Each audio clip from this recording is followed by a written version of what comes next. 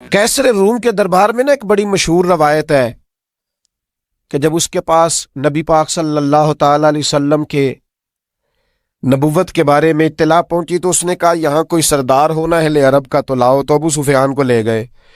تو ابو سفیان اس وقت مسلمان نہیں تھے، کہتے میں نے پوری کوشش کی کہ کسی طریقے سے انہیں نبی پاک علیہ السلام کے بارے میں کوئی ایسی بات بتاؤں کہ معاذ اللہ ان کا ذہن بگڑے۔ ابو سفیان کہتے ہیں میں نے بادشاہ سے کہا، میں نے کہا بادشاہ ایک عجیب بات بتاؤں تمہیں؟ بتاؤ۔ کہنے لگے انہوں نے ایک عجیب دعویٰ کیا ہے کہ میں رات کے تھوڑے سے حصے میں مسجد حرام سے مسجد اقصیٰ گیا ہوں، پھر ساتوں آسمانوں ساتوں زمینوں لو کرسی اور سب کو دیکھ آیا ہوں۔ اب اس دور میں نا جو بندہ اونٹ کی سواری پر یا گھوڑے کی سواری پر مسجد حرام سے مسجد اقصیٰ جانا چاہتا تھا اسے 2 مہینے لگتے تھے، اور یہاں قرآن کہتا ہے لیلن، پوری رات نہیں، رات کا بھی تھوڑا سا حصہ۔ تو آپ یہ بات مانتے؟ وہ کیسر روم چپ کر گیا۔ بات بڑی مشکل تھی کہ رات کے تھوڑے سے حصے میں مسجد اقصیٰ جانا آنا یہی بڑا مشکل تھا، اور پھر آگے کی بات تو ویسے ہی وراء الورا ہے۔ وہ ابھی چپ کیا ہی تھا کہ اس کے پیچھے نا ایک راہب بیٹھا تھا، عبادت گزار جو مسجد اقصیٰ میں عبادت کرتا تھا۔ وہ کہنے لگا بادشاہ ٹھہر جا، مجھے ایک بات یاد آئی ہے۔ کہا جناب سنائیے۔ تو وہ کہنے لگا ایک رات میں رات کو مسجد اقصیٰ کے سارے دروازے بند کر رہا تھا، مین گیٹ میں بند کرنے لگا تو مجھ سے بند نہیں ہو رہا تھا، میں نے بڑی کوشش کی لیکن بند ہی نہیں ہوتا تھا، اور بھی باقی لوگوں کو بلایا، جدوجہد کی، بند نہیں ہوتا تھا۔ پھر میں نے بڑھائی کو بلایا، مستریوں کو بلایا، میں نے کہا یہ کیا ہو گیا ہے؟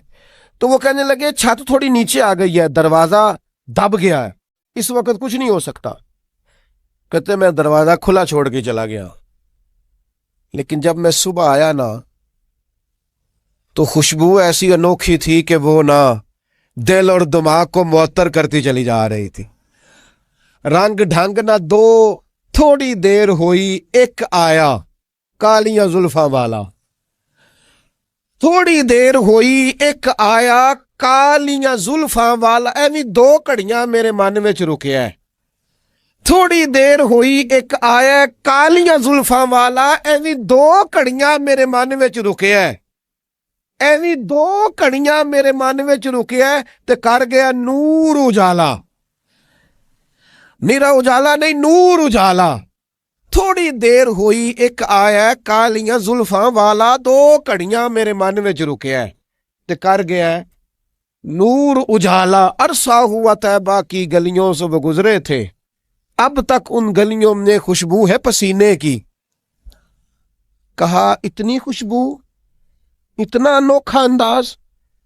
اور پھر میں نے اچانک نظر کی تو مجھے نا وہاں جانور کے بندنے کے آثار بھی نظر آئے، اور پھر جب میں اندر گیا تو میں وہ رعنائی بتا نہیں سکتا بادشاہ کیا تھی، اور حال یہ تھا کہ اب میں نے دروازہ بند کیا ہے نا تو دروازہ بھی آرام سے بند ہو گیا۔ وہ گڑبڑ نہیں تھا، وہ کسی روکنے والے نے روکا تھا۔ وہ کیوں رکا تھا؟